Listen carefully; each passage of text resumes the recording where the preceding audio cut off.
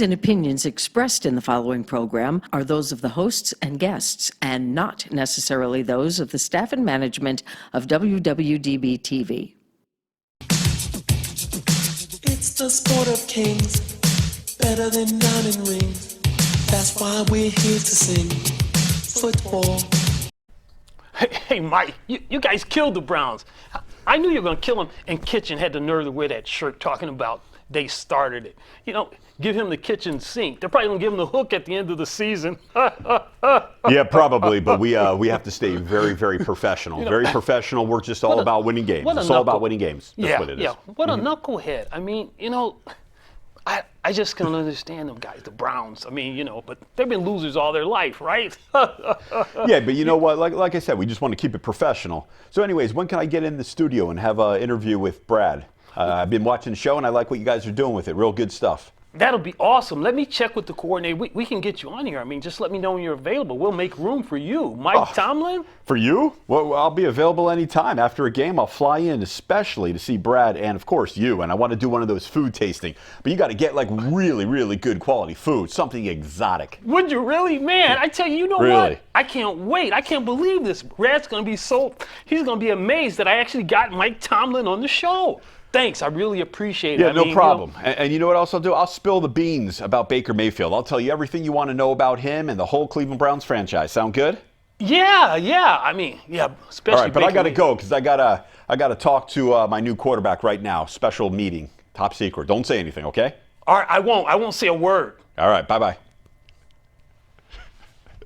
Coming up on F&F with Brad, why chemistry and stability taste so darn good. Plus later, MMA fighter Trap Gambino's wife. Her name is Ashley Gambino. She'll be here in studio, and she'll talk about how she got involved in fighting, and she'll do a food tasting.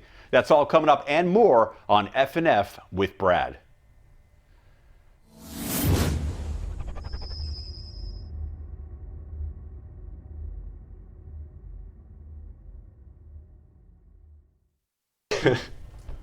Welcome back to F&F with Brad. My special guest today was making me laugh just about 10 seconds ago. This is Ashley, the mob wife Gambino, MMA fighter, also boxer.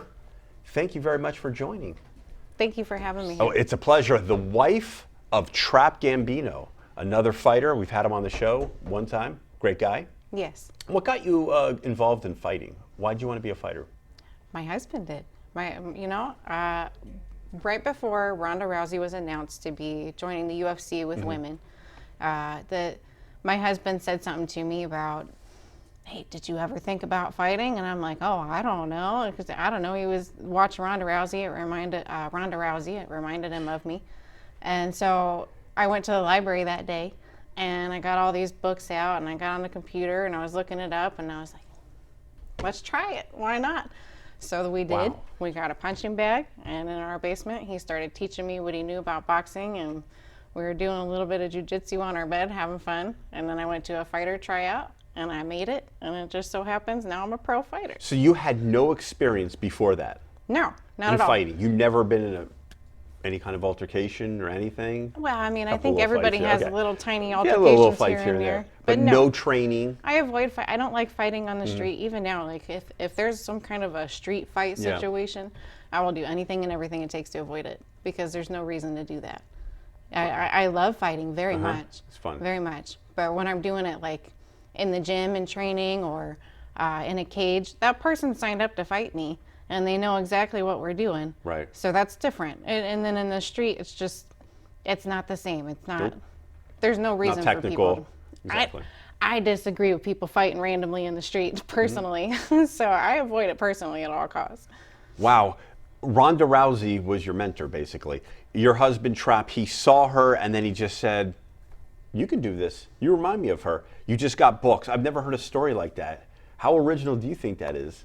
Wow. I mean, I'm definitely one of a kind, and so is my husband. We're one of a kind, that's for sure. And it's only just begun. That's also for sure. When was your first fight? My first fight was with Tough Enough, and it was here in Las Vegas. My first MMA fight anyways. You know, I've done smokers and stuff in the gym. Everybody who trains knows about all that stuff. I've also done 3 jiu-jitsu competitions, and I'm a blue belt in jiu-jitsu now. You've been how long have you been doing jiu-jitsu for?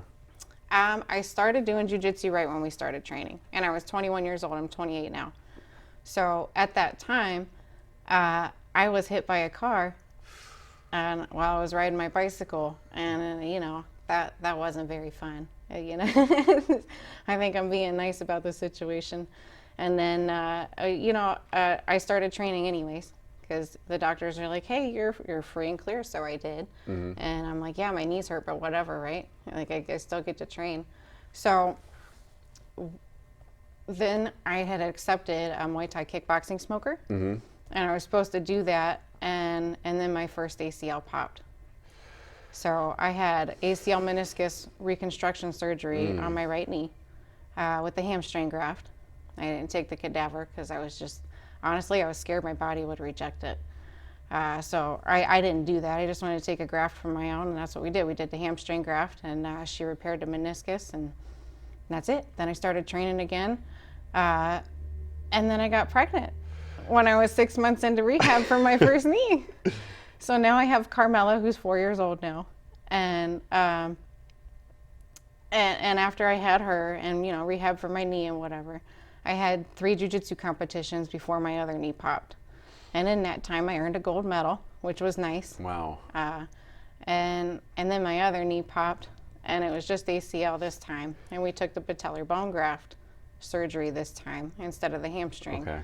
You know, catch 20 one way or the other. Right, Don't want to right. have them both on, you know. So it is what it is. And so then in the middle of rehab, I'm so fresh into rehab, we decided to leave for Las Vegas. My husband decided, hey, we're going to Las Vegas. So we did. So we just left on Just like faith that. and love. And I was so fresh into rehab that every 2 hours I had to stop the car and stretch my knee out because I couldn't walk. It was stuck bent. Like I had just had the surgery, but I was walking. Wow. So it was okay. Well, what's been more challenging throughout your MMA, your fighting career, going through the knees or having children? You know, the knee surgeries were extremely painful, and I love my children very much, and anything that I went through to have them was 100% worth it. And I could go back and say, oh, I wish I never got hit by the car, I wish I didn't have these knee surgeries, blah, blah, blah. But there's never, if I would have started fighting way back when I wanted to, but the knee surgeries wouldn't have stopped me, per se. It wouldn't be the same as how I am now. Like everything happens for a reason. So like I don't want to complain about it. Everybody's always like, oh my God, your knees, blah, blah, blah. And I'm like, what am I gonna do? Exactly. I'm gonna go sit over there and cry about it while I'm sitting on the couch, or am I gonna keep doing what I'm doing because I'm really good at it and everybody else has knee surgeries anyway, so be it. It is what it is. What age is too old to start fighting for a female or male? You know, that's a loaded question. Because everybody's a Unload 'em. little different. Yeah. Like for example, Randy Couture, he started pretty late, but he's an Olympic athlete. Right. So there's a major difference there. Greco wrestling. So and everybody, not everybody should fight. I think anybody can train, you know, for self-defense, get in shape, you know, all that good stuff. You feel better about yourself when you're in shape and looking good and all that stuff, and you can defend yourself a little bit. Sure. But not everybody should compete, if you ask me. So that's when you ask how old is too old, that's purely situational. It's up to the individual, if you ask me. Right. When's your next fight? I don't know. It's not scheduled yet. I don't have a contract, but I'm training for it. Okay. And I'm going to keep getting in shape and getting ready until it comes up. Do you have anyone in mind that you would like to fight? How does that work? About do they contact you? You have to contact Tough Enough? How does that work? Well, ever since I started even training, I've been getting people saying, hey, fight here, hey, fight there, hey, fight here. So I'm not worried about looking for the fight. I know it'll come to me. All I'm going to do is keep training and getting in shape, and when the situation is right, I'll take it. Okay. And then it is what it is. That's how I got my pro debut here in New York on October 18th. I'm a professional boxer. I took that on chance, and I won't be fighting at that weight class again, though. I'm definitely gonna get in better shape and start moving down and see where I go. What from weight? there. Oh, you don't know how. I fought at 160 pounds. Okay. And that was just That's too much. not my No? fight weight class. Nope. What would you think would be a good weight for you to fight at? Eventually, I want to get back down to 115. Okay. But am I going to fight at 115 next? I highly doubt it. I highly doubt it. It'll probably be like closer to like 135 or 145 in my next fight. How many fights have you had? I fought Professional? in MMA, Yeah. and then I had that pro debut in boxing, and I competed in jiu-jitsu, and that's it. That's it. Yeah. But you're ready for more. Oh, I'm definitely ready for more. The ultimate goal ever since I started this was to become a world champion in MMA. That's my goal. I want to be a world champion in MMA. So in the end, that's where I want to end. I want that world title belt. I want to put it in my house. I know I deserve it, and I'm going to get it. I like that. Well, you're pretty well-rounded. I mean, you do every martial art, which you need to, but what's your foundation? What's your go-to? Everyone has a certain skill set they feel most comfortable. What would Well, be yours? I feel like I'm better in boxing than the other ones right now, purely because I've been forced to use it to rehab my knees. And so I've done a lot more boxing than the other martial arts. I haven't trained as many kicks, but I'm training kicks. Don't get me wrong, I'm getting there, and my knees are perfectly capable. And I'm a blue belt in jiu-jitsu. I'm really good at jiu-jitsu. All right. And I know I can keep getting better at that. So it's just, I don't want to like put all my eggs in one martial art. You know, Sure. you don't want to put all your eggs in one basket. I don't want to say I'm best at this martial art. But you so I'm feel gonna stick to it. comfortable on the grounds or stand up? I feel Both. comfortable on the ground. I feel comfortable on stand-up. Doesn't matter where it goes. I know I have confidence in my abilities to finish a fight in either situation. One last question before we get the food out. Are you ready for that? Crock-pot chicken, sounds good? So Sample ready. of I our- haven't ate at all today. I'm very hungry. Good, good, good. Have you ever sparred with your husband, Trap? Yeah, we sparred a Just little sparred a bit. little bit. You know, it's fun. I don't know. It gets hard because we love each other Right. so much, and we're also both very competitive. Okay. Did So, you ever like, get any good shots on him? That you I'm felt not bad? gonna say I have. He's really good. He's really fast. You wouldn't expect how fast he can be with his size. It's insane. It's not. It's like not even fair. It's not even fair. I mean, there's a reason why I have gotten as good as I am, because he's taught me everything he knows. Right. Wow. Crock-pot chicken. Pistol Pete. We're ready for it. All right. Well, as that chicken comes, we still have some time to talk. So you said you don't have a next fight, but how long do you like to prepare for a fight usually? If you know someone wants to fight you, it's going to be sanctioned, the contract's going to be signed, how long do you need? Do you feel very comfortable? To be honest with you, Yeah. as long as I'm in shape and I'm regularly training, they could tell me to fight tomorrow and I would do it. But I just want to know that I'm in shape and I'm prepared. That's Okay. all that matters to me. Because these last two fights, I'll tell you the truth, I was not prepared for either one of them. But I did it, and now I know what I need to do, and I'm going to be better prepared for the next fight. And as long as I know that I'm ready, like I said, I don't care when they say to fight. Don't care it when. could be tomorrow, and we'll go in there tomorrow. What's your relationship with, like with other fighters, like other female fighters? Do they like to tell you certain secrets? Are you guys very secretive? Do you have friends? Do you share things? Well, first of all, if we were secretive, you wouldn't know it. Right. I would think I would, that you would tell us here, no? On F&F with Brad? But to tell you the truth, I don't have a ton of friends. I mean, I talk to people. Don't get Right. me wrong. It's not like I'm like sitting in the corner and hiding and stuff. But I focused a lot on my family. I have two children, and I'm a wife. You know, I have my husband, and now I'm a pro fighter. So that's a really busy schedule. You have to make sure that you keep up on your diet. You have to make sure you keep up on your workouts. I don't care that you have a 9-month-old baby. You better lose some sleep and Right. go get that jog in. Right. You know what I mean? So I'm not the party type. I don't go out and party all the Can't. time. I don't go out and hang out with my friends, blah, blah, blah. I take care of my family and I take care of myself. And that's it. How many times per week are you training? As long as my body's not sore, I'm working out that day.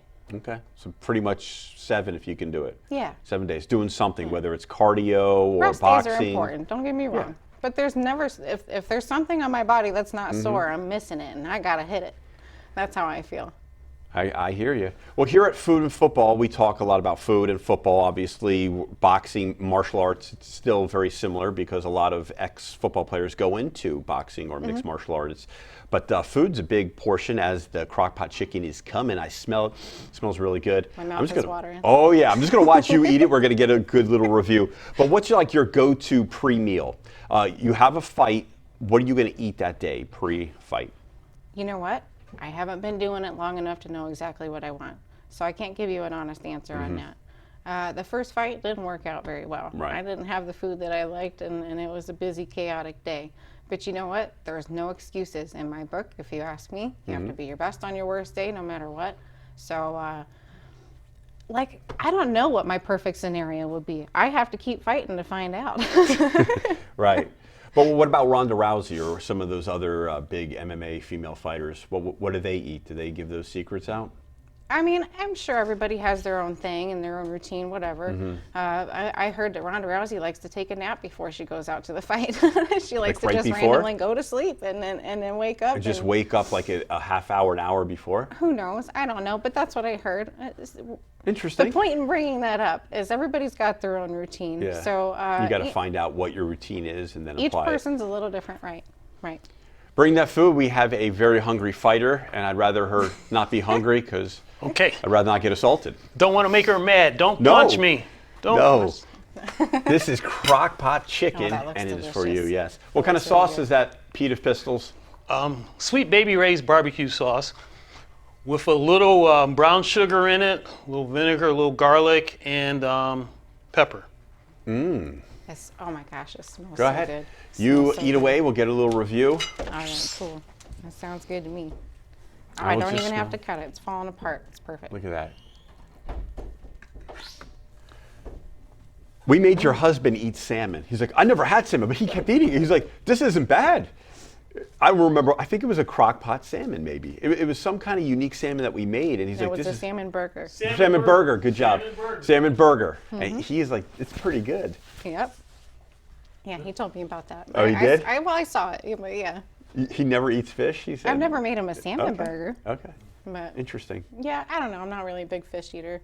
Thoughts? I blame it on this is delicious. It is. This is very good. It's tender. Tender. I don't have to cut it apart with the knife. I can just pull it apart with the fork. That's perfect. Just eat it. It's really good. Are you a big chicken person? I love chicken. Love chicken very much. Yes. A couple times a day? No, not that much. Not that much? At most once a day. Okay. Yeah. Do you do most of the cooking, or does Trap, or you switch? You know, he cooks for me sometimes. He's really good at it when he wants to. But I'm the mommy. It's my job to feed the family. What's so- your go-to meal? Everyone has a favorite one. Mine's split pea soup. I don't know. I'm split pea soup. That's Sound pretty good? random. No, it's pretty random. That is pretty random. I don't know. I love steak. I Ooh. love steak very much. Some steak and some potatoes, good stuff, and a nice salad. How do you cook it? I like just a tiny bit of pink when I make my steak. Just a little bit. Yeah, Okay. just a little bit. Any particular seasoning or herbs? I don't know. I'm not a high cook. I'm not a special cook or anything.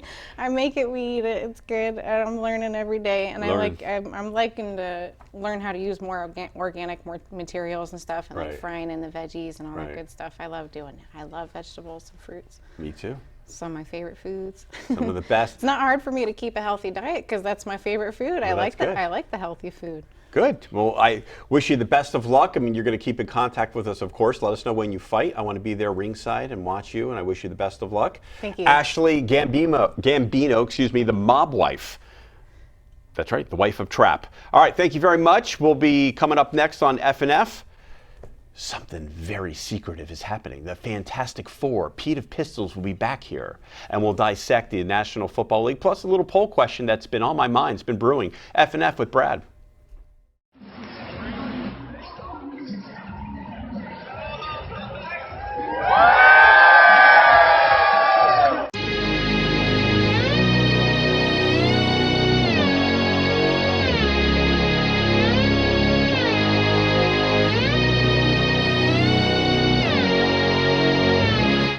The tough guys.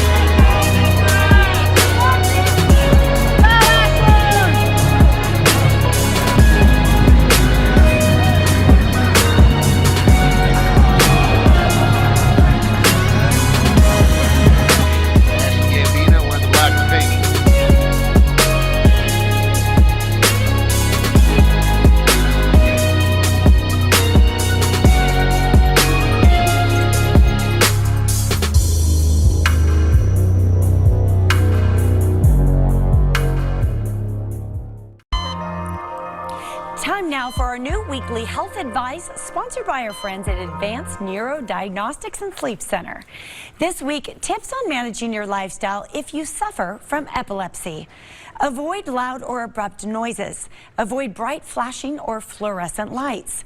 When it comes to sleep, try to regulate sleep patterns, as tired brains tend to have more seizures. With your diet, regulate meal times and patterns around sleep, activity, and medication schedules. And try to regulate your lifestyle and find ways to manage stress.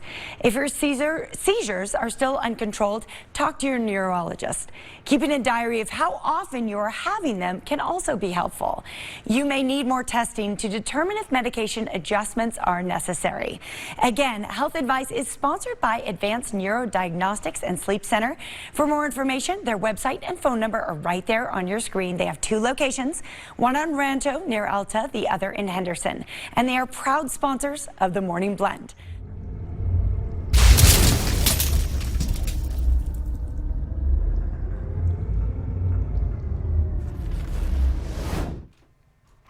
Chop chop, and welcome back to FNF with Brad, Pete Pistol, or Pistol of the Pete's. Thank you for joining us.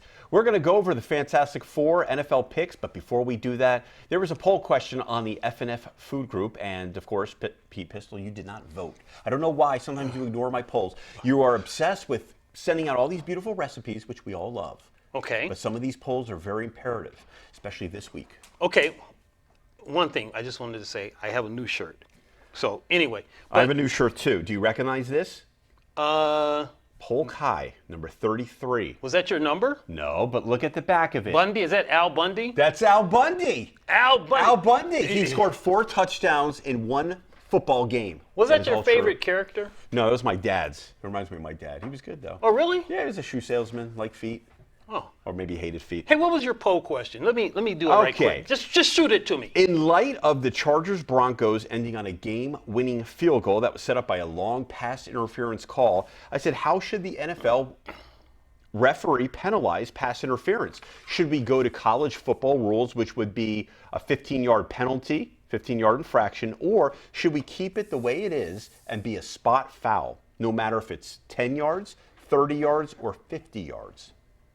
I really think it should be no more than 15 yards. Why do you say that? Because, I mean, you get plays now that they're just throwing the ball up, hoping for a pass interference, and there's no way the guy can catch the ball anyway. Okay, then the defender should not touch him, right? They should just try to go for the ball or not touch the opposing player. See, that's the problem I have. I like it how it is. I voted, and most people did vote. We had 9 votes for spot foul, keep it like it is, and 4 people voted like you, 15-yard infraction like college football. Oh, okay, yeah. Because I think if on the flip side, when you have the Hail Mary that's thrown into the end zone, if the guy catches it, it's a touchdown anyway. So, I mean, and that's the main purpose of it, is to, like, late in the game when you need to score. So I think, I agree with your Well, poll. there was an article in Yardbarker. That's why I brought this whole topic up. I thought about it. I've always thought about it. I like what the NFL does. I don't have a problem with it.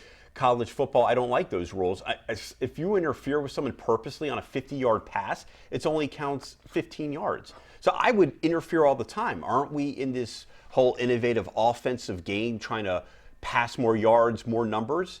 This will, I think, negate pass interference more, or at least deter them from interfering if we use it as a spot foul. If it's just 15 yards, you throw I wouldn't say a Hail Mary, but a long pass down the field, I'm going to interfere with the guy. If I know I can't get it, a 60-yard, 50-yard pass, I'd rather be a 15-yard penalty. But on the other side, if a team, if they know they can get a 15-yard penalty, which is automatic first down, they just do that all the way down the field. So what's the difference? I mean, now you take off the time of possession, it increases because you had all these penalties. You're still moving the ball. So I'm just saying you're not giving that big advantage in one big gap. It's not a big advantage. The defender should not interfere if they don't want that to be called. That's why I have no problem with the Chargers losing by a field goal. They should not have interfered. It was a close call, but we don't really know what interference is or what non-pass interference is. We don't know what a catch is in these days. We have these arguments. But the guy from Yardbarker was very pro like you. He said it all should be a 15-yard infraction. And probably a Chargers fan, because he was very, very upset about the whole thing. Okay. I completely disagree. I use another analogy where you have the defensive man is coming unimpeded to the quarterback. So he's going to get a good shot on the quarterback, and the offensive lineman just holds him. Why not? If you have a chance to get your quarterback injured, why not just hold the guy? So it's almost the same thing on the pass interference. I mean, I'd rather do that and maybe lose a down than have my quarterback out of the game. So it's the same thing with the pass interference. I mean, why give someone 50 yards or 60 yards pass interference on one play? Well, if it's a 50-yard pass and we're going up for the ball and I pull your jersey, you would have caught the pass, but I pull your jersey, we should be penalized, and it should be a spot foul. That's what this whole thing is. Why should you only get 15 yards? When I interfere on you, you would have had a 50-yard catch. Could have been a touchdown. So I'm going to take away a touchdown from you and just give you 15 yards? I would pass interfere on you every time there is a play in the end zone. That's what I would do. But how do you know? How do you know the yards. person would catch the ball? You don't know if they would have caught the there's ball. a good chance they will. Maybe they won't, but we don't know. But I'm saying on the flip side, if it's a Hail Mary and it's thrown into the end zone, if they catch the ball, it's a touchdown, right? But just because there's a pass interference in the field of play, it doesn't mean that the person would actually catch the ball, and they're not scoring. So it's not reflected in the score. It doesn't change the score. Okay. Now I can see if it's in the end zone, which in the end zone, then they usually bring it to the one. Right. Well, you're not going to change my opinion. Obviously, I'm not going to change yours. But on F&F, it was 9-4 in favor of keep it the way it is. A 30-yard pass interference should be a 30-yard pass interference. A 50 yards is a 50 yards. Same thing. Can I have the name of those 4 people? Yeah. No. After the show, I'll give it to you. All right, let's do our Fantastic 4 NFL picks as John is waiting for us to end the segment. Okay. Dallas at Chicago. Now, this is a big game for the Cowboys. Dallas at Chicago. Yeah, they lost 2 games in a row. If they lose this, they're on the road. Tough game, cold weather against the Chicago Bears. Easy pick, Dallas. Dak, Zeke, Cowboys got it going on. Trubisky has been a handicap, so he's a liability. He had a good game last week. Yeah. Did they beat your Lions? That was against the Lions. Yeah, your Lions. The Lions. Yeah. The team that self-destructs. Okay. Who has Dallas beaten this year, though? They haven't beat one team over 500. The Bears would be the first 500 team that the Cowboys beat. Okay. But I'm going to agree with you. I'm going to take the Dallas Cowboys because they're desperate. When you have a desperate team, your head coach is fighting for his job, and so are a lot of the players. They're a better team. But this is at Chicago. It's still dangerous, but I think the Cowboys are a slightly better team, and they'll prevail. Because the Bears can't run. The Bears don't really throw well. And that's going to help Dallas. That's exactly what they need. A team that can't really throw, can't really run. The only way the Bears win if there's a snowstorm. So I hope it doesn't snow. Yeah, hope not. Ravens at the Bills. This should probably be the game of the week. The Bills, surprisingly, are 9-3, and the Baltimore Ravens are tied for the best record in the National Football League. I think the weather is going to determine the game outcome also. If the weather's nice, I take the Ravens all day. You saw what happened last week against the 49ers and the Ravens. The weather was bad. It was raining, so the game was a little closer. But I still like the Ravens. Can the Bills stop Lamar Jackson? That's the big question. This is a good defense. But again, the Bills haven't really played or beat many great teams. I agree with you. I like the Baltimore Ravens in this game just because I don't think this is going to be the game that Lamar Jackson is stopped. I told you that will be in the postseason against Bill Belichick.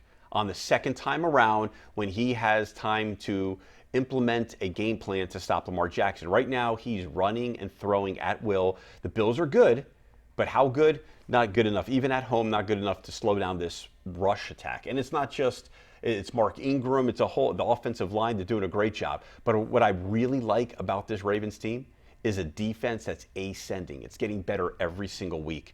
And with that defense now and that offense, it's going to be a tough out. Definitely tough out. 49ers at Saints. This is going to be a surprise. Maybe this is the best game of the NFC. I'm going to take the 49ers. They travel pretty good. They traveled good last week against the Ravens. Yeah, so I think, and it's indoors. So I'm going to take the 49ers, and they have that run game. So. All right, San Francisco just traveled from the West Coast to the East Coast. Now they're going to New Orleans. The Saints are extremely tough at home, top run defense.